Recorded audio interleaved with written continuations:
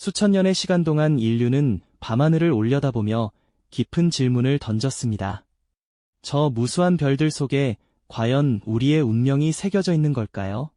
어쩌면 우리의 삶은 그저 우연한 사건들의 연속일 뿐일까요? 아니면 이미 정해진 거대한 흐름의 일부로서 펼쳐지고 있는 것일까요? 이 근원적인 물음은 시대를 초월하여 모든 인간의 마음을 흔들었죠. 오늘 저희는 고대부터 현대에 이르기까지 이 숙명적인 질문에 답을 찾아 헤맨 인류의 지적인 여정을 함께 떠나보려 합니다. 과학과 철학, 그리고 깊은 역사의 흐름을 넘나들며 나의 운명에 대한 새로운 통찰을 발견하는 귀한 시간이 되리라 믿습니다. 인류의 역사를 거슬러 올라가 보면 밤하늘은 단순히 어둠을 밝히는 존재가 아니었습니다.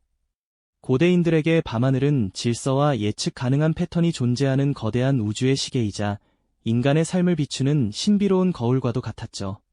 메소포타미아의 고대 문명에서는 신전 꼭대기에 자리한 지구라트에서 사제들이 밤마다 별들의 움직임을 정밀하게 관측했습니다. 그들은 하늘의 별들이 강물의 범람이나 곡식의 수확 시기를 알려주는 것처럼 통치자의 운명과 국가의 기륭을 예고하는 신의 메시지라고 여겼습니다. 점성술과 천문학이 아직 분리되지 않았던 시절, 하늘의 질서는 곧 땅 위의 질서이며 인간의 운명 또한 그 거대한 우주의 흐름 속에 기록되어 있다고 믿었던 것이죠. 나일강의 선물 위에 세워진 이집트 문명 역시 별들의 움직임에 깊은 의미를 부여했습니다. 파라오의 무덤 벽화에는 정교한 천문도와 별자리가 새겨져 있는데 이는 죽은 자가 사후 세계에서 영원한 삶을 누리길 바라는 마음과 함께 파라오의 권위가 하늘의 질서에 기반하고 있음을 보여주는 상징이었습니다. 해와 달, 그리고 별들의 끊임없는 순환은 죽음 이후의 부활과 영원한 삶을 상징했고 파라오의 운명은 곧 국가의 운명이자 우주의 섭리와 연결되어 있다고 생각했던 것이죠. 이처럼 고대 이집트인들에게 운명은 신성한 존재에 의해 이미 정해진 거대한 계획의 일부였습니다. 아주 먼 동쪽으로 시선을 돌려 중국 대륙을 바라보면 역시 하늘의 뜻을 묻는 황제의 모습이 눈에 선합니다. 고대 중국에서 황제는 천자, 즉 하늘의 아들이라 불리며 하늘의 명을 받아 백성을 다스린다고 믿었습니다. 따라서 하늘의 움직임을 관찰하고 해석하는 일은 국가의 중대사였고 천문 관측을 통해 국가의 기륭을 점치고 백성의 안녕을 기원하는 것은 황제의 중요한 책무였죠. 별똥별이나 혜성의 출현은 불길한 징조로 여겨지거나 새로운 왕조의 탄생을 알리는 신호로 해석되기도 했습니다. 이처럼 고대 문명들은 밤하늘의 경이로운 운행 속에서 인간의 운명과 삶의 질서를 찾아내려 했던 것이죠. 하지만 하늘의 운행에서 운명의 실마리를 찾으려는 인류의 보편적인 시도에도 불구하고 각 문화권이 운명을 해석하는 방식은 사뭇 달랐습니다.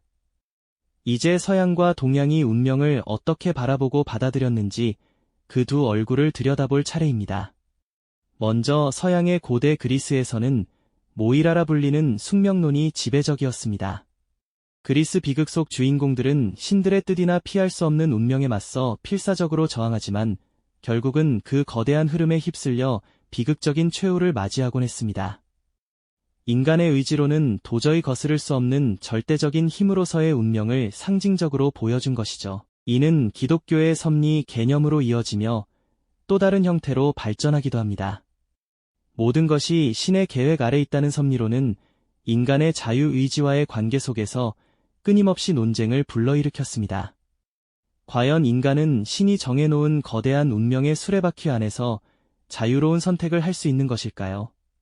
아니면 이미 모든 것이 예정되어 있는 것일까요? 이러한 질문들은 서양 문명의 깊은 철학적 사유를 형성하는 중요한 토대가 되었습니다. 이처럼 서양에서는 운명을 때로는 거역할 수 없는 숙명으로 받아들이고 때로는 신의 섭리 안에서 인간의 역할과 자유를 고민하는 복합적인 시선으로 바라봤습니다. 서양에서는 운명을 때로는 거역할 수 없는 숙명으로 받아들이고 때로는 신의 섭리 안에서 인간의 역할과 자유를 고민하는 복합적인 시선으로 바라봤습니다. 그렇다면 동양에서는 이러한 운명의 흐름을 어떻게 이해하고 받아들였을까요? 동양의 지혜는 우주 만물의 움직임, 즉 천도운행 속에서 인간의 삶을 읽어내려는 깊은 통찰을 보여주었죠. 하늘의 뜻이 곧 인간의 삶을 규정한다는 천명 사상은 통치자의 정당성을 부여하는 근거가 되기도 했지만 동시에 개인의 도리와 책임을 강조하는 중요한 가르침이었습니다.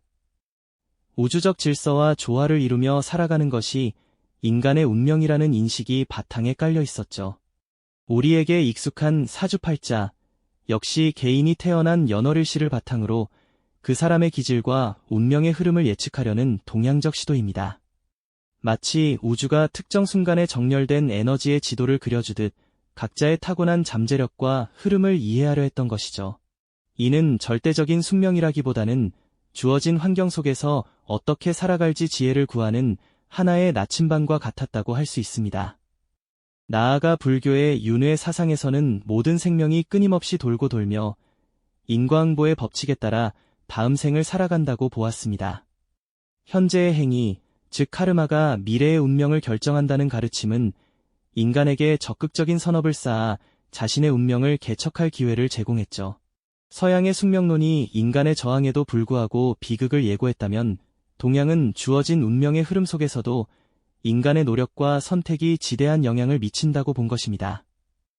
이처럼 동서양은 운명이라는 거대한 질문 앞에 각기 다른 방식으로 답하며 인류의 사유를 풍요롭게 만들어 왔습니다.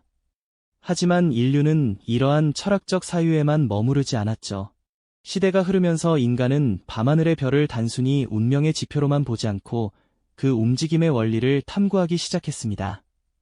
그리고 그 탐구는 이른바 과학혁명이라는 거대한 전환점을 맞이하게 됩니다. 과연 과학의 시대가 도래하면서 운명이라는 개념은 영원히 사라지게 되었을까요? 코페르니쿠스의 지동설은 지구가 우주의 중심이라는 오랜 믿음을 뒤흔들었고, 디이어 뉴턴은 만유인력의 법칙을 통해 천체의 움직임이 신의 개입이 아닌 예측 가능한 물리법칙에 따라 움직인다는 것을 증명했습니다. 마치 거대한 시계처럼 정교하게 돌아가는 우주의 모습은 모든 것이 정해진 운명이라는 관념에 강력한 도전장을 던진 것이었죠. 이 시기부터 점성술과 천문학은 명확히 다른 길을 걷게 됩니다. 점성술이 개인의 운명을 예측하는 영역으로 남았다면 천문학은 우주의 물리적 현상을 탐구하는 과학의 영역으로 자리 잡게 된 것입니다. 하지만 흥미롭게도 현대 과학은 또다시 우연과 필연이라는 질문을 새로운 방식으로 던지고 있습니다. 양자역학은 미시 세계의 예측 불가능성을 보여주며 우연의 가능성을 열어두었고, 광활한 우주론은 우주의 시작과 끝, 그리고 생명 탄생의 기적적인 조건들을 탐구하며 마치 누군가 설계한 듯한 필연성의 단서들을 찾아내기도 하죠. 우리는 여전히 우연과 필연이라는 두 개의 축 위에서 삶의 의미를 고민하고 있는 것입니다. 그렇다면 이 모든 질문과 탐구 끝에 우리는 결국 나의 운명은 어디로 가고 있는가? 라는 개인적인 물음 앞에 다시 서게 됩니다. 과학이 운명의 신비를 상당 부분 해명했다고 하지만 여전히 우리는 삶의 중요한 순간마다 선택의 기로에 놓이고 미래에 대한 불안과 기대를 동시에 느끼지 않습니까? 현대인에게 운명은 더 이상 절대적인 숙명이나 신의 예정된 계획만을 의미하지 않습니다. 우리는 거대한 우주의 흐름, 사회의 변화, 그리고 개인에게 주어진 환경이라는 외부적 요소를 인지하면서도 그 안에서 나만의 길을 개척해 나가는 주체적인 존재로 살아가고자 하죠. 운명이란 마치 거대한 강물과 같아서 우리는 그 흐름 속에 놓여 있지만 어떤 노를 젓고 어떤 방향으로 나아갈지는 우리 스스로 결정할 수 있다는 깨달음에 도달하는 것입니다.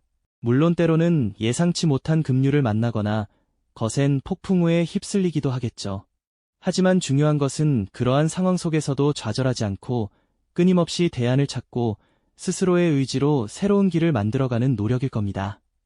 운명은 고정된 청사진이 아니라 우리의 선택과 노력이라는 붓으로 끊임없이 그려나가는 한 폭의 그림과 같다고 할 수 있습니다. 매 순간의 결정이 모여 나만의 독특한 삶의 흐름을 만들어가는 것이죠. 수천 년 전 밤하늘의 별을 보며 내 운명은 저 별들에 쓰여 있는가? 라고 물었던 인류의 질문은 이제 나는 내 운명을 어디로 이끌 것인가? 라는 훨씬 더 능동적이고 주체적인 질문으로 바뀌고 있습니다. 당신의 삶이라는 이 거대한 여정 속에서 당신은 어떤 별자리를 꿈꾸고 어떤 길을 선택하여 걸어갈 것인가요? 우리는 모두 자신의 운명을 만들어가는 이야기의 주인공이 아닐까요? 이 영상이 도움이 되셨다면 좋아요와 구독 부탁드립니다. 여러분의 응원이 제게 큰 힘이 됩니다. 다음 영상에서도 더 유용한 정보를 공유하겠습니다. 감사합니다.